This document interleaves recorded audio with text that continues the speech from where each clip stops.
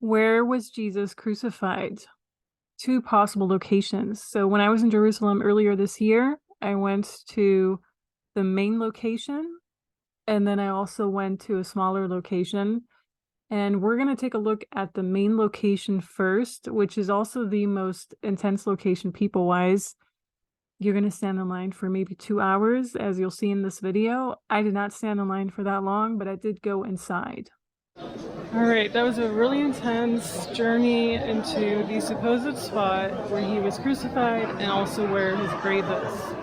Interesting. And as you can tell, there are a million people right now. So I don't know how it is regularly or during high season, but I am here on a normal Friday and it's crazy. And the line to the tomb or the grave, whatever that is, which helped London, was more than 2 hours long. So I didn't stand in that line, obviously, because I wanted to see other things, but the energy felt very interesting in it. So there was this one room where there were a lot of intense paintings of what looked like maybe Israel before Jesus. Maybe that was even David, King David, or something similar to that.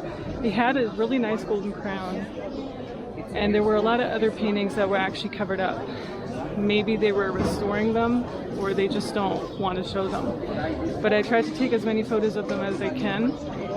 And in that specific room or chamber, I felt the most. And one of the tour guides that I asked said that it's not 100% sure where he was crucified. So there was a spot where they're showing he was crucified, where everyone kind of stands in line that he's crucified.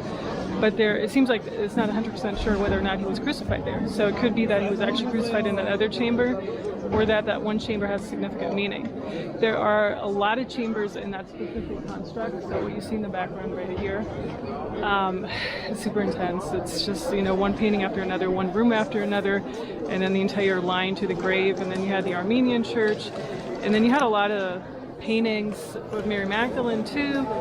So for me, it just sounds up like muddled history, and no one really knows anything anymore today.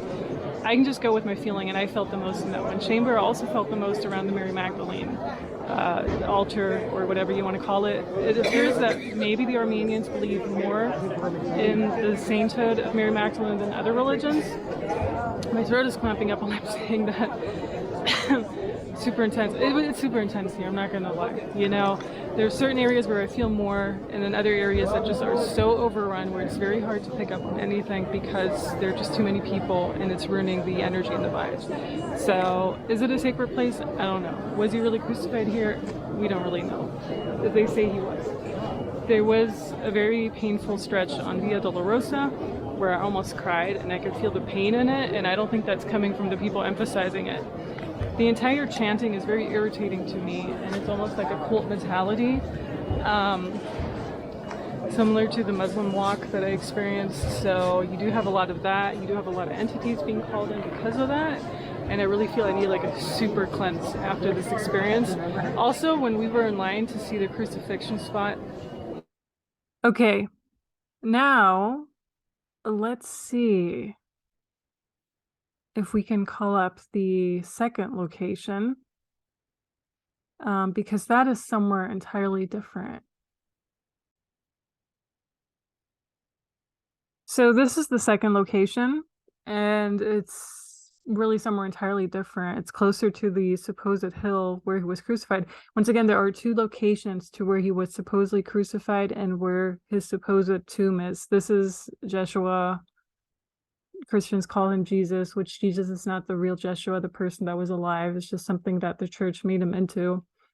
So I'm looking for the real person and where he was buried. Now, I did receive a comment a few months ago where a person was saying this entire city, Jerusalem in and of itself, has just been torn down and rebuilt and built up so many times in the past that everything would be just a chaos and really hard to get a real answer to this. So I do realize that now too, which makes a lot of sense, because there's certain parts where things didn't even look alike anymore, and it makes a lot of sense. So this is the second location, which was way more quiet than the first one, way more relaxed as well. I actually enjoyed it a lot here.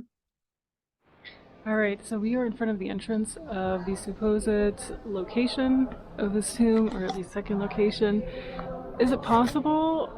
I think it could be possible. And he was always chanting in the background, this entire time. It was so irritating. Like, all these pilgrims that came here, most of them were Christian, and they're just chanting and chanting and chanting. And it's just, you're trying to get real answers, you're trying to really read on it, and then there's another Christian trying to chant in your ear, and you're just like, you're irritating. You don't even know what you're talking about. Not sure. It's very hard to kind of feel into the energy so many years later.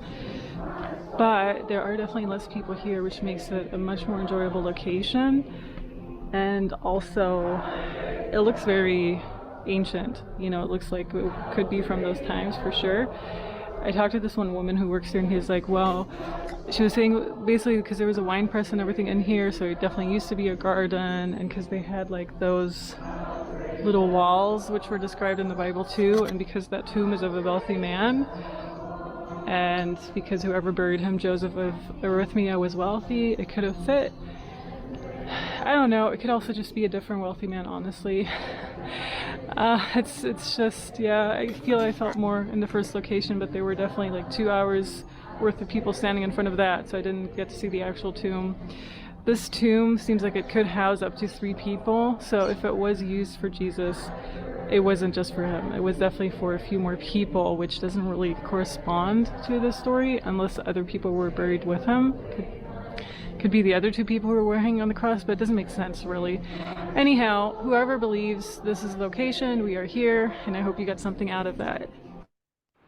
All right, so what I got in hindsight is I don't think either of the 2 locations are the correct one. And I think it really has to do with what that one person said in one of my posts, like this one comment that I just talked about, where the entire city was just, everything was torn up and built upon it again, built upon it again, built upon it again. So over like thousands and thousands and thousands of years and generations, everything has just become super muddled up. I didn't even see a fraction of what you can see in Jerusalem. I still want to see the entire Solomon's Quarry, which a lot of that is underground, like all the caves that are underground too. So a reason to return, obviously, because it's so rich in history, that entire area in general, also including Jordan and other parts, so rich in history and so rich in energetic history too, at least from my perspective and what I've gotten so far. And so I think it's just very hard to read on it, thousands of years later. But I do think there could have been a different location. So I do think it would be in a similar spot, meaning Jerusalem, or what's now Jerusalem, but not those 2 locations somehow. There must have been a third spot somewhere, because the Garden of Gethsemane for sure is the same Garden of Gethsemane that existed back then. Like, you definitely feel it in there, even though they've built up this huge church of something else, and they built up all these other things there. But this location did not feel right. The other location, the first one that I just played, also did not feel right. And so I'm sure there's another location. And this is just a quick video on the tombs of Jesus and where he was possibly buried. I hope, like I said, I hope you got something out of it. And I hope this helps someone who was wondering about it.